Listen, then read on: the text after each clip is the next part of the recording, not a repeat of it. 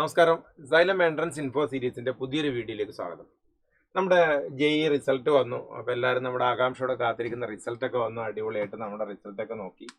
ഇനി എന്താണ് ചെയ്യേണ്ടത്? പലപ്പോഴും നമ്മുടെ എൻട്രൻസ് ഹെൽപ്പ് ലൈനിലൊക്കെ വരുന്ന ചോദ്യമാണ്, സാർ റിസൾട്ടൊക്കെ വന്നു, ഇനി എന്താണ് ചെയ്യേണ്ടതെന്ന് അറിയില്ല. അപ്പോൾ ആ കാര്യങ്ങളൊക്കെ ഉൾക്കൊള്ളിച്ചുകൊണ്ടുള്ള ഒരു ചെറിയൊരു വീഡിയോ ആണ്. നേരെ വീഡിയോയിലേക്ക് പോവാം. അപ്പോൾ നമ്മുടെ റിസൾട്ട് പബ്ലിഷ് ചെയ്ത് കഴിഞ്ഞാൽ നമുക്കിപ്പോൾ പെർസെൻറ്റൈലാണ് കിട്ടിയിരിക്കുന്നത്. അപ്പോൾ നിങ്ങളുടെ പെർസെൻറ്റൈൽ സ്കോർ വ്യക്തമായിട്ട് നിങ്ങൾ മനസ്സിലാക്കിയിട്ടുണ്ടാവും. ഇനി നമുക്ക് അധികം വൈകാതെ തന്നെ നമ്മുടെ ഓൾ ഇന്ത്യ റാങ്കും കാറ്റഗറി റാങ്കും നമുക്ക് ലഭിക്കും. ഞാൻ പറഞ്ഞത് ശരിക്കും ശ്രദ്ധിക്കണേ. പെർസെൻറ്റേജ് കിട്ടി, ഇനി നമ്മുടെ ഓൾ ഇന്ത്യ റാങ്ക് കിട്ടണം, കാറ്റഗറി റാങ്ക് കിട്ടണം. ഈ കാര്യങ്ങൾ കിട്ടിക്കഴിഞ്ഞാൽ നമുക്ക് അടുത്ത സ്റ്റെപ്പിലേക്ക് പോവാം. അതിന് മുമ്പായിട്ട് തന്നെ നമുക്ക് ഈ ഒരു പെർസെൻറ്റേജ് സ്കോർ വെച്ചിട്ട് തന്നെ നിങ്ങൾക്ക് ജെഇ അഡ്വാൻസ്ഡിന് എലിജിബിലിറ്റി ഉണ്ടോ എന്ന് മനസ്സിലാക്കാൻ സാധിക്കും. അതെങ്ങനെയാണ്? നമുക്കറിയാം, ഏകദേശം 15 ലക്ഷത്തോളം ആൾക്കാരാണ് ജെഇ മെയിൻ എഴുതുന്നത്. അതിൽ ഒരു നിശ്ചിത എണ്ണം എന്ന് വെച്ചാൽ കൃത്യമായിട്ട് 2.5 ലക്ഷത്തോളം ആൾക്കാർക്ക് നമുക്ക് എന്തിന് എലിജിബിലിറ്റി ഉണ്ട്? അഡ്വാൻസ്ഡിന് എലിജിബിലിറ്റി ഉണ്ട്. അതിനാണ് നമ്മൾ കട്ട് ഓഫ് എന്ന് പറയുന്നത്. അതായത് ഈ 15 ലക്ഷത്തോളം ആൾക്കാരിൽ 2.5 ലക്ഷം ആൾക്കാരെ സെലക്ട് ചെയ്തിട്ട് നിങ്ങളിവിടെ കണ്ടിട്ടുണ്ടാവും അൺറിസർവ്ഡ് ആയിട്ട് എഴുതുന്ന 96,000. അൺറിസർവ്ഡ് എന്ന് പറഞ്ഞാൽ എന്താ? ജനറൽ വിഭാഗത്തിൽപ്പെട്ട 96,873 ആൾക്കാർ, EWS വിഭാഗത്തിൽപ്പെട്ട 25,000, OBC NCയിൽ 67,000, SC ST അങ്ങനെയൊക്കെ എല്ലാ വിഭാഗത്തിലും പെട്ട ഏകദേശം 2.5 ലക്ഷത്തോളം ആൾക്കാരെ സെലക്ട് ചെയ്തിട്ടുണ്ട്. എന്തിനാണ്? മെയ് 17-ാം തീയതി നടക്കുന്ന ജെഇ അഡ്വാൻസ്ഡ് പരീക്ഷ എഴുതാൻ അതിന്റെ ആപ്ലിക്കേഷൻ കൊടുക്കേണ്ട ഡേറ്റ് കൂടെ ആരംഭിച്ചിട്ടുണ്ട് എന്ന കാര്യം നിങ്ങൾ അറിഞ്ഞിട്ടുണ്ടാവും. അറിയാത്തവർ മനസ്സിലായിക്കോ. ജെഇ അഡ്വാൻസ്ഡിന്റെ ആപ്ലിക്കേഷൻ പ്രോസസ്സ് ഓൺലൈനായിട്ട് സ്റ്റാർട്ട് ചെയ്തിട്ടുണ്ട്. ഇനി നിങ്ങൾ ഈ ഒരു പെർസെൻറ്റേജ് നോക്കി, അൺറിസർവ്ഡ് ജനറൽ വിഭാഗത്തിൽ ഒരു കുട്ടിക്ക് കട്ട് ഓഫ് വരുന്നത് 93.41 അപ്പം നിങ്ങളുടെ മാർക്ക് പെർസെൻറ്റേജ് നോക്കിക്കഴിഞ്ഞാൽ നിങ്ങൾക്ക് ഇനി എലിജിബിലിറ്റി ഉണ്ടെന്ന് മനസ്സിലാവും. EWS വിഭാഗമാണെങ്കിൽ 82.41% കുട്ടികൾക്ക് അഡ്വാൻസ്ഡ് എഴുതാം. OBC NCയിലാണെങ്കിൽ അത് 80.92 SC വിഭാഗത്തിന് 63.91, ST വിഭാഗത്തിന് 52.01. അപ്പോൾ ഇതാണ് ആദ്യത്തെ ഒരു കാര്യം. അതായത് നിങ്ങൾക്ക് എന്താ ജെഇ അഡ്വാൻസ്ഡ് എലിജിബിലിറ്റി ഉണ്ടോ എന്ന് ചെക്ക് ചെയ്യുക. മനസ്സിലായോ? സമാധാനത്തിൽ കേൾക്കുക. കുറെ കോംപ്ലിക്കേറ്റഡ് പ്രോസസ്സാണ് നീറ്റിന്റെ അലോട്ട്മെന്റിനേക്കാളും ജെഇ എന്ന് പറയുന്നത്. അപ്പോൾ നിങ്ങൾ വളരെ ശ്രദ്ധിക്കണം. ജെഇ അഡ്വാൻസ്ഡ് എലിജിബിലിറ്റി ഉള്ള കാര്യം മനസ്സിലാക്കുക. അതിനൊരു തീരുമാനമായല്ലോ. ഇപ്പോൾ ചിലപ്പോൾ എലിജിബിലിറ്റി ഉണ്ടാവും, ചിലപ്പോൾ ഉണ്ടാവില്ല. അതിൽ എസ് ഓർ നോ നിങ്ങളുടെ കയ്യിൽ കിട്ടിക്കഴിഞ്ഞാൽ നമുക്ക് അടുത്ത കാര്യങ്ങളിലേക്ക് പോവാം. അടുത്ത കാര്യങ്ങൾ എന്ന് പറയുമ്പോൾ നമ്മുടെ IIT-കളിലേക്കാണ് ജെഇ അഡ്വാൻസ്ഡ് വഴി പ്രവേശനം കിട്ടുന്നത്. നിങ്ങൾക്ക് എല്ലാവർക്കും അറിയാം. അതിന് നമ്മുടെ അഡ്വാൻസ്ഡ് പരീക്ഷ കഴിയണം. ഈ കിട്ടിയിരിക്കുന്ന ജെഇ മെയിൻ സ്കോർ വെച്ചുകൊണ്ട് നിങ്ങൾക്ക് NIT-കൾ, IIT-കൾ, പലപ്പോഴും NIT-കൾ മാത്രമാണ് നമ്മുടെ മനസ്സിലേക്ക് വരിക. NIT-കൾ മാത്രമല്ല, Indian institute of information technology, അതായത് ചുരുക്കപ്പേരിൽ IIIT എന്നറിയപ്പെടുന്ന ക്യാമ്പസുകളുണ്ട്. പിന്നെ ഗവൺമെന്റ് ഫണ്ടഡ് ടെക്നിക്കൽ ഇൻസ്റ്റിറ്റ്യൂട്ട്, ഇതാണ് GFTI. മെസ്രിയിലൊക്കെ ഉണ്ട് GFTI, അടിപൊളി ഇൻസ്റ്റിറ്റ്യൂട്ടുകളാണ്. അപ്പോൾ ഇത്തരത്തിലുള്ള ആൾക്കാരിൽ, ഇത്തരത്തിലുള്ള ക്യാമ്പസുകളിലേക്ക് ഡയറക്റ്റ് ആയിട്ട്, ഇതില്ലാതെ തന്നെ ഡയറക്റ്റ് ആയിട്ട് നമുക്ക് ജി മെയിൻ സ്കോർ വഴി പ്രവേശനം കിട്ടും. അതിന് പ്രധാനമായിട്ടും പല സ്റ്റെപ്പുകളായിട്ടാണ് കൗൺസിലിംഗ് നടക്കുന്നത്. മെയിൻ കൗൺസിലിംഗ് ആണ് Jose counselling, joint seat allocation counselling അഥവാ ജോസ കൗൺസിലിംഗ്. ഈ കൗൺസിലിംഗിൽ അഥവാ അലോട്ട്മെന്റിൽ പങ്കെടുത്തു കഴിഞ്ഞാൽ നിങ്ങൾക്ക് ഡയറക്റ്റ് ആയിട്ട് ഇതിലേക്ക് എൻട്രി കിട്ടും. അതായത് ഇത്തരം കോളേജിലേക്ക് എൻട്രി കിട്ടും. പിന്നെ നമുക്ക് സെപ്പറേറ്റ് ആയിട്ട് അപ്ലിക്കേഷൻ്റെ ആവശ്യമില്ല. എല്ലാവരിലേക്കും ഒറ്റ അഡ്മിഷൻ പ്രൊസീജിയറാണ്. NIT-കളിലേക്ക്, IIIT-കളിലേക്ക്, GFTകളിലേക്ക് ഒറ്റ അഡ്മിഷൻ പ്രൊസീജിയറാണ്. അപ്പോൾ അതിന് വേണ്ടിയിട്ട് വെയിറ്റ് ചെയ്യണം. അതിൻ്റെ ഡേറ്റും കാര്യങ്ങളൊക്കെ വൈകാതെ ഡിക്ലെയർ ചെയ്യും. അതിനു വേണ്ടി വെയിറ്റ് ചെയ്യും. അപ്പോൾ മനസ്സിലായല്ലോ, ജെഇ അഡ്വാൻസ്ഡ് യോഗ്യത ഇല്ലാത്ത ആൾക്കാർക്ക് പിന്നെയുള്ള സാധ്യത എന്ന് പറയുന്നത് ജോസ കൗൺസിലിംഗ്, അതായത് ജോസ അലോട്ട്മെന്റ് വഴി NIT, IIIT, GFTകളിലേക്ക് പ്രവേശനം നേടുക. ഓക്കെ. പിന്നെ ഈ ജോസ കൗൺസിലിംഗ് വിവിധ സ്റ്റെപ്പുകളായിട്ടാണ് നടക്കുന്നത്. അതിൻ്റെ ഡേറ്റ് ഒന്നും ഡിക്ലെയർ ചെയ്തിട്ടില്ല. അത് രജിസ്ട്രേഷൻ ചെയ്യണം, നമ്മുടെ ചോയ്സ് ഫില്ലിംഗ് ചെയ്യണം, സീറ്റ് അലോട്ട്മെന്റ് എടുക്കണം. പിന്നെ അതിന് 2-3 ഘട്ടങ്ങളുണ്ട്: ഫ്രീസ്, ഫ്ലോട്ട്, സ്ലൈഡ്. അത് വിശദമായിട്ടൊരു വീഡിയോ ഞാൻ പിന്നീട് ചെയ്തു തരാം.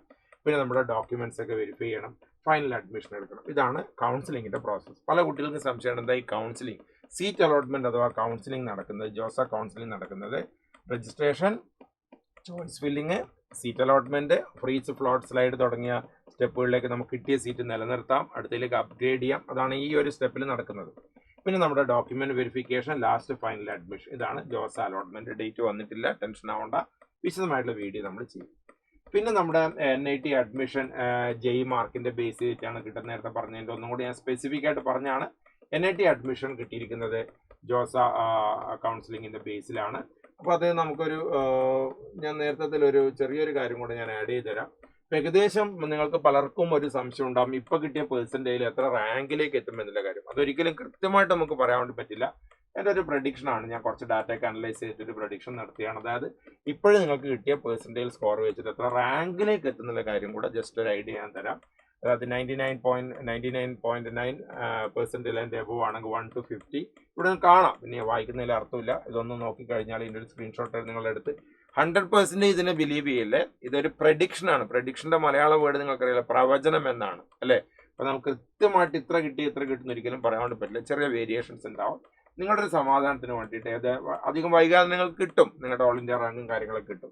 എന്നാൽ ഏകദേശം എത്ര വരും എന്നുള്ളൊരു ഐഡിയ ഒരു സ്ലൈഡിൽ നിന്ന് കിട്ടും. നോക്കുക, 98 കിട്ടിയാൽ എത്രയാണ്, 97 കിട്ടിയാൽ എത്രയാണ്, 90ക്ക് എത്രയാണ്, 80ക്ക് എത്രയാണെന്നൊക്കെ ഏകദേശം നിങ്ങളുടെ റാങ്കിനെ കുറച്ചൊരു ഐഡിയ കിട്ടാൻ വേണ്ടിയിട്ട് ഈ ഒരു സ്ലൈഡ് സഹായിക്കും. അതും കൂടെ ഒന്ന് ജസ്റ്റ് നോക്കാം. ഓക്കെ, ശരി.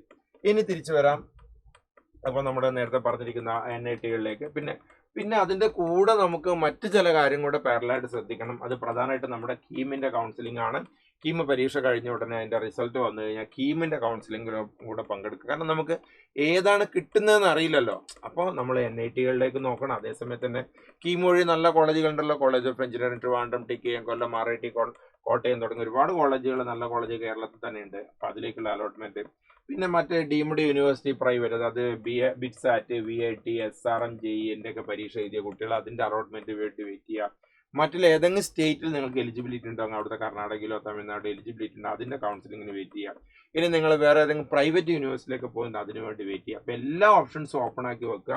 ഒറ്റൊരു സോഴ്സിന്, JEE മെയിൻ എന്നുള്ള ഒറ്റ സോഴ്സിനെ ഡിപ്പെൻഡ് ചെയ്ത് നിൽക്കരുത് എന്നാണ് ഒരു കരിയർ കൗൺസിലർ എന്നുള്ളതല്ലേ എൻ്റെ ഒരാഗ്രഹം. അതായത് നിങ്ങളുടെ എല്ലാവരും ഡിഫറൻ്റ് ആയിട്ടുള്ള അലോട്ട്മെൻറ്റിൽ പങ്കെടുക്കുക. ഏതാ കിട്ടുന്ന നമുക്ക് അറിയില്ല എന്നൊരു ഫിക്സഡ് ആയിട്ട് പറയാൻ വേണ്ടി പറ്റില്ല. പിന്നെ ഒരുപാട് ഡോക്യുമെന്റ്സ് ഒക്കെ നിങ്ങളുടെ കയ്യിൽ കരുതി വെക്കണം. മെയിനായിട്ട് നിങ്ങളുടെ JEE സ്കോർ കാർഡ്, 10ാം ക്ലാസ്സിൻ്റെ mark sheet, 12ാം class 12th mark sheet, നിങ്ങളുടെ കാറ്റഗറി OBC NCL പോലുള്ള കാറ്റഗറി സർട്ടിഫിക്കറ്റ്, നിങ്ങളുടെ ID proof, passport size photo, ഇതൊക്കെയാണ് പ്രധാനമായിട്ട് ആവശ്യമായിട്ടുള്ള ഡോക്യുമെന്റ്സ്. അതൊക്കെ നമുക്ക് വിശദമായിട്ട് പിന്നീട് പറഞ്ഞുതരാം. പിന്നെ നമുക്ക് കുറച്ച് മിസ്റ്റേക്സ് ഉണ്ട്. അതെനിക്ക് തോന്നുന്നത് അത് സെപ്പറേറ്റ് ആയിട്ട് വീഡിയോ ചെയ്യാം. നമ്മൾ ഈ പല മിസ്റ്റേക്കുകൾ ഈ അലോട്ട്മെന്റ് കൊടുക്കുന്ന സമയത്ത് റോങ് ചോയ്സ് കൊടുക്കുക, ഡെഡ് ലൈൻസ് മിസ് ചെയ്യാം, എല്ലാ റൗണ്ട് അറ്റൻഡ് ചെയ്യാതിരിക്കുക, ചോയ്സ് ലോക്ക് ചെയ്യാതിരിക്കുക. ഇങ്ങനെയൊക്കെ കാരണം കൊണ്ട് വലിയൊരു ശതമാനം കുട്ടികൾ അലോട്ട്മെന്റ് പ്രോസസ്സിന് പുറത്താവുന്നുണ്ട്. അത് ഒഴിവാക്കാൻ എന്തൊക്കെ ചെയ്യുന്നത് പിന്നീട് ഒരു വീഡിയോയിൽ ഞാൻ പറഞ്ഞുതരാം.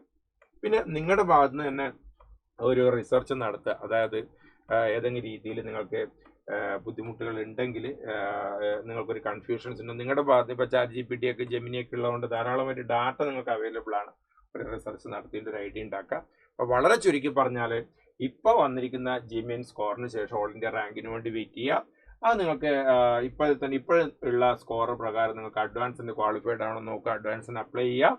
പിന്നെ JEE സ്കോറിൽ അത്യാവശ്യം നല്ല സ്കോർ കിട്ടിയിട്ടുണ്ട്, പക്ഷെ അഡ്വാൻസിലൊന്നും എഴുതാൻ പറ്റുന്നില്ല. അങ്ങനത്തെ ഒരു കണ്ടീഷനാണ്. നിങ്ങൾക്ക് NIT-കൾ, IIIT-കൾ അതിന് വേണ്ടിയിട്ട് വെയിറ്റ് ചെയ്യുക.